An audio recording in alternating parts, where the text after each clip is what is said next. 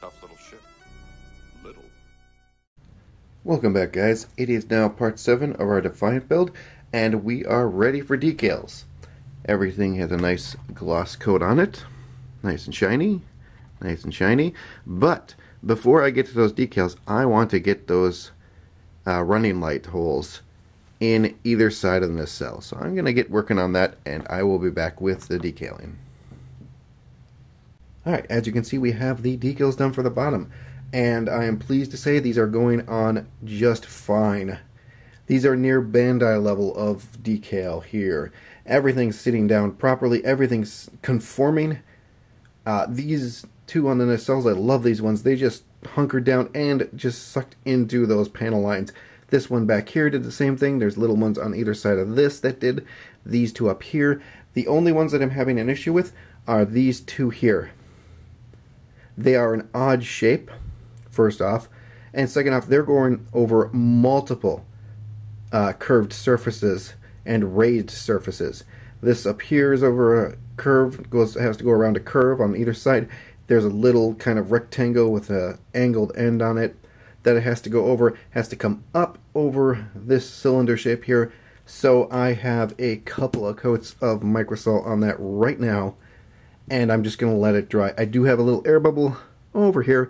We will see after it microsols how I have to address that, if I have to address that. I might have to take a pin, pop that bubble, let the air or liquid out of that, and then hit it again with some microsol. But so far, everything's going great. Now, we do have a couple of decals on this kit that wrap around to the bottom. They start here, come up here, and then wrap around to the top of the hull, and we have two back here that do the same thing. They start here and they wrap around. And they're fairly big decals. They are these two guys right here. So I think this is going to be the most challenging part of the of these decals are those two, and what possibly some of these other ones, like these go on the top of the nacelles, and then these go around those little indented dark gray areas. So I think the top will be much more challenging than the bottom. There are a lot more decals on the top than the bottom. This is kind of barren as spaceships go. So I'm going to let these two dry, hit them with a couple more coats. I'm going to put some clear over this just to protect these, because I'm going to have to flip this over, and I'm going to have to work on the top. So I will be back with the top. Alright, as you can see, all the decals are on the ship. We had some casualties. Here and here on either side of this cylinder were two decals. They're about this medium gray right here that kind of went up over here and then folded around here and along the edge of this. And no, it didn't break. I know what you're thinking. Oh, he broke it because it, goes over multiple. No. I put one on and then I couldn't find the other one. What I think happened is I cut them both out as in one section, dipped them, put them on my mat, took one off, and instinctively threw the film in the garbage. But I've been through the garbage. It was not fun, but I did go through the garbage, and I couldn't find it. So I took this one off just for the symmetry of the ship. I also had some breaks. This little guy right here, this guy right here, that is actually about 7 or 8 fragments that I managed to stitch back together into a pinstripe. This right here, I put this pinstripe down, looked at the instruction manual, and I saw a number 30 right here, and I was like, what the heck is number 30? And then I looked at it, and I looked at the instruction manual, and I noticed it went under the pinstripe. So I had to carefully move the pinstripe to the side without breaking it. Don't do this, by the way. Move the pinstripe to the side without breaking it, and I didn't. And then I had to slide this gray pin in and then get that tamped down and then put the pinstripe back over it. It's not fun. Don't do that. Not recommended.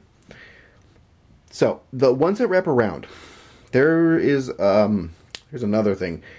These big ones actually didn't go down too bad. They went down fairly well. The ones that were a pain, and still are a pain, in fact, are ones that up here you've got this leading edge. One goes here and then wraps around to the bottom on either side. And this thing right here was the biggest pain, actually. and it's you have to start here and wrap around to the bottom, and it's a curve all the way around it. So I've got lots of little wrinkles in these. I got wrinkles in these. I have microsol on them. I'm hoping they will settle down. These guys up here had lots of wrinkles because there's a little tiny rectangle in here. They are starting to settle down. This is about 4 coats in.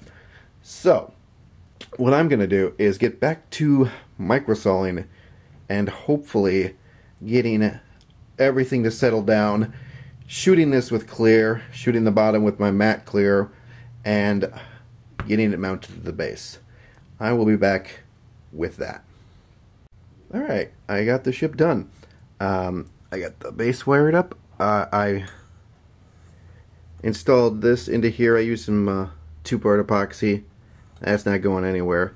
Got the wiring done for the base. Don't look at it, it's ugly. But yeah, the ship is complete. Let's throw the lights on here. There we go. You can see everything showing up perfectly fine. We got our blinkers blinking. Got our red lights back here, the blue here, red there. We have our nice deflector array. We have our bassards. We have those windows. I was kind of worried that the windows weren't going to be as lit up as this, but it turns out they are. We got those 2 yellow lights at the front. We flip this around. We got our blue nacelles.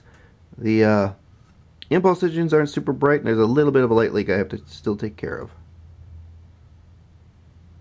But, oh, and I just saw some light leak. Oh, got one right there. I'll just dab some blue paint in there. But yeah, and yeah, there's still some light leak around the edges of this. Of course, I'm noticing this now.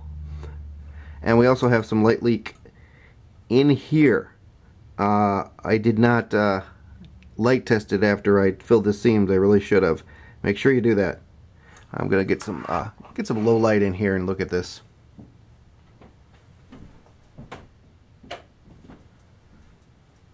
Alright. It's kind of bright outside, so yeah. See the bassards, see those? See those yellow lights, see the windows. Unfortunately, you see that one flasher is not super bright. I don't know what happened there. Yeah, you can kind of see the red lights in there. I'll get this in no light in a second here, but yeah. Oh, you can see the green light there. So yeah, let's get some shots of this in no light. Alright, you can see all those lights looking real nice.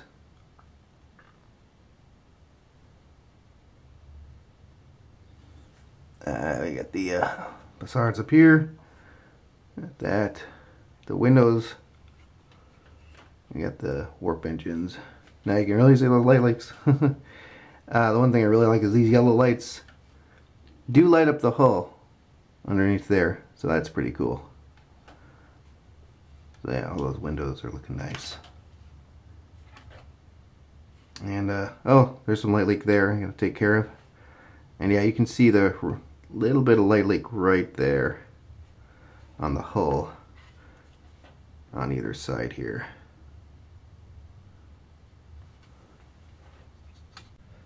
So yeah, I will take care of those light leaks here, at least the ones I can. I'm not gonna bother with the ones on the edge because I've already got decals, multiple decals over that, so that's just gonna have to remain how it is, sadly. But yeah, I'm gonna call this one done as far as the video series go. I'm not sure what we're doing next. I have something in the works, but I have to do a sit down and think about it. It requires some engineering.